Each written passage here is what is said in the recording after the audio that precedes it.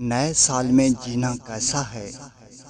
بڑے خواب سجائیں، کیونکہ جو چیز آپ کے تصور میں نہیں وہ حقیقت کا روپ نہیں دھار سکتی۔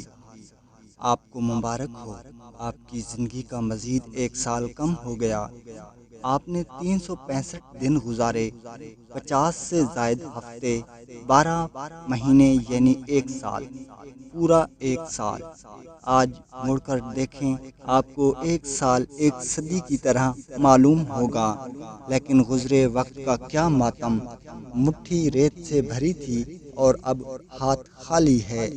ساری دنیا میں ہر سال 31 دسمبر اور 1 جنوری کی درمیانی رات کو جشن ہوتا ہے۔ کیک کاٹے جاتے ہیں، نئے سال کی آمد کے کارڈ دیے جاتے ہیں۔ ساری دنیا میں رنگ اور رونق بڑھ جاتی ہے۔ لوگ جشن کی طرف ایسے متوجہ ہوتے ہیں کہ یہ حقیقت کہ زندگی کا ایک مزید سال کم ہو گیا نظر انداز ہو جاتی ہے۔ ہم عجیب لوگ ہیں۔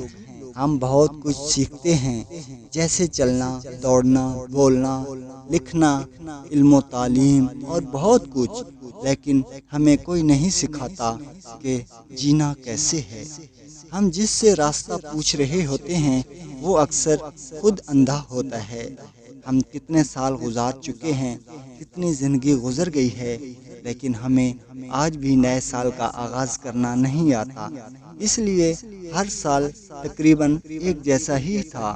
حالات اور قسمت کے رحم و کرم پر چلنے والا بدقسمت ہی کہلاتا ہے۔ گلے شکوے کرتے کرتے کئی سال گزر گئے۔ اندازہ لگائیں، اتنے عرصے سے اتنے زیادہ گلے اور شکوے ہم کر چکے ہیں کہ آج گلے اور شکوے کرنے آسان اور شکر کرنا مشکل ہو گیا ہے۔ لیکن یہاں ہم آپ کو وہ کام بتاتے ہیں جو دنیا کے انتہائی پر اثر اور کامیاب لوگوں نے نئے سال کی آمد پر کیے۔ آپ بھی یہ چند قدم اٹھائیں، آپ کی زندگی اور زندگی کا سفر کا رخ بدل جائے گا۔ نمبر 1، ہم بہت سی غلطیاں کرتے ہیں۔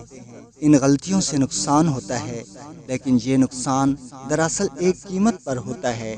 اس کی قیمت جو ہم نے غلطی کر کے سیکھا ہوتا ہے۔ پچھلے سال بھی آپ نے بہت سی غلطیاں کی ہوں گی، ان سب کی لسٹ بنا لیں، ساتھ ہی یہ بھی لکھ لیں کہ آپ نے ان سب غلطیوں سے کیا سیکھا ہے۔ آپ کے یہ اسباق انمول ہیں، ان کو پلے سے باندھ لیں، آئندہ زندگی میں یہ اسباق کام آئیں گے۔ تجربہ سب سے بڑا استاد ہے۔ اپنے تجربات سے فائدہ اٹھائیں، ان کو ایک ڈائری میں لکھ لیں۔ ان اسباق کو آپ پچھلے سال کے اسباق کا عنوان بھی دے سکتے ہیں۔ نمبر 2، کئی لوگوں کے دل آپ نے دکھائے ہوں گے، ان سے معافی مانگ لیں، دل سے معافی مانگیں۔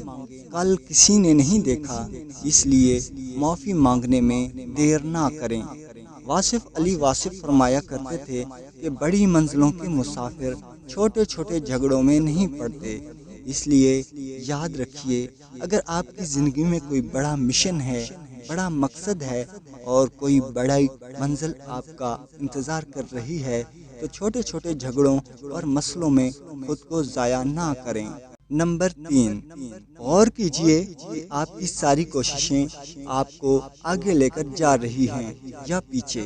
اگر آپ پروگریسو یا ترقی کرنے والے اور آگے بڑھنے والے ہیں تو ان کاموں کی فہرست بنا لیں جو آپ کو اور آپ کے وقت کو ضائع کرتے ہیں۔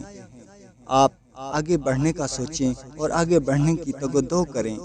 آگے بڑھنے والے لگن والے لوگ ہوتے ہیں جو اپنی لگن اور جنون کو ہی عبادت سمجھتے ہیں۔ فیصلہ کریں کہ اس سال کو آگے بڑھنے کا سال قرار دیں گے۔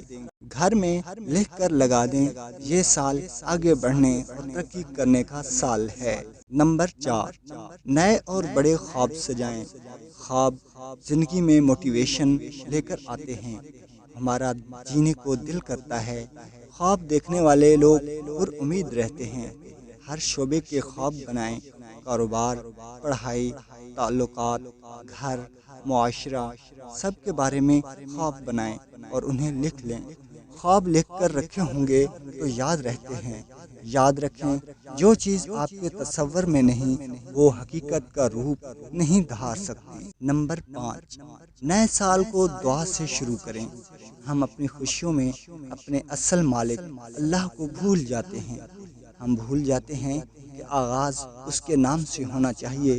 ہم چھوٹے چھوٹے کاموں کو شروع کرتے ہوئے اسے یاد رکھتے ہیں، اور اتنے اہم کام یعنی نئے سال کا آغاز کرتے ہوئے اسے کیوں بھول جائیں۔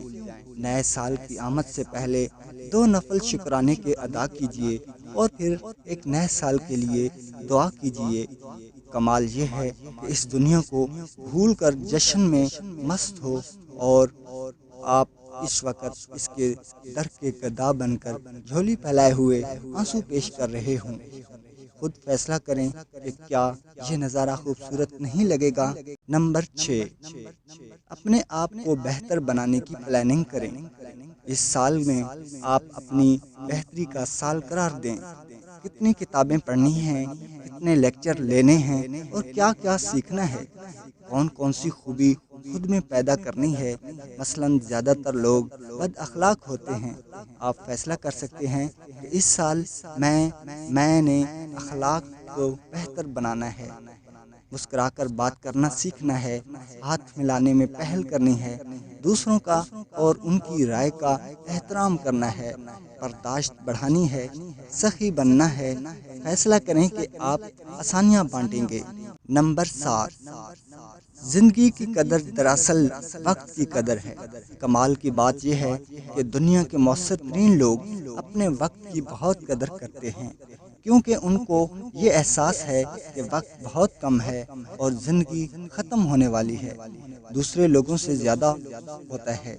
آپ بھی اس سال کو اگر زندگی کا آخری سال اور اس کے ہر دن کو زندگی کا آخری دن سمجھ کر گزاریں گے تو آپ بھی مؤثر ہو جائیں گے۔ گزرے ہوئے سال نے واپس نہیں آنا، اسی طرح کہیں یہ سال بھی نہ گزر جائے۔ نمبر 8، آخری بات آئنسٹائن کی کرتے ہیں۔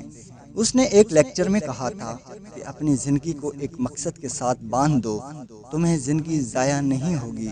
نمبر 8، آخری بات آئنسٹائن کی کرتے ہیں۔ اس نے ایک لیکچر میں کہا تھا کہ اپنی زندگی کو ایک مقصد کے تحت باندھ دو، تمہاری زندگی ضائع نہیں ہوگی۔ ایک معیاری زندگی وہ ہے جو با مقصد ہے۔ با مقصد زندگی کے لیے 1 سال تو کیا، انسان 100 سال قربان کرنے کو تیار ہو جاتا ہے۔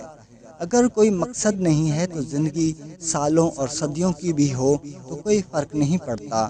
سر جھکائے حسیب نے سوال کیا، سر بہت سے کاموں کے لیے وقت کیسے نکال لیتے ہیں؟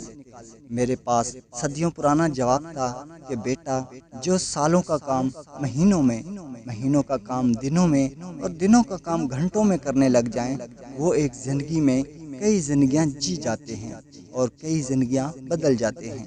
حسیب کی چمکتی آنکھیں بتا رہی تھیں کہ سمجھ آ گئی سر جی، اور میں سر جھکائے سوچنے لگا کہ یہ تحریر کتنوں کو آغاز دے گی، کامیابی کے سفر کا آغاز، خیر کے راستے کا آغاز۔ ناظرین، اسی طرح کی ویڈیوز کے لیے ہمارے چینل کو سبسکرائب کریں۔ اللہ نگہبان۔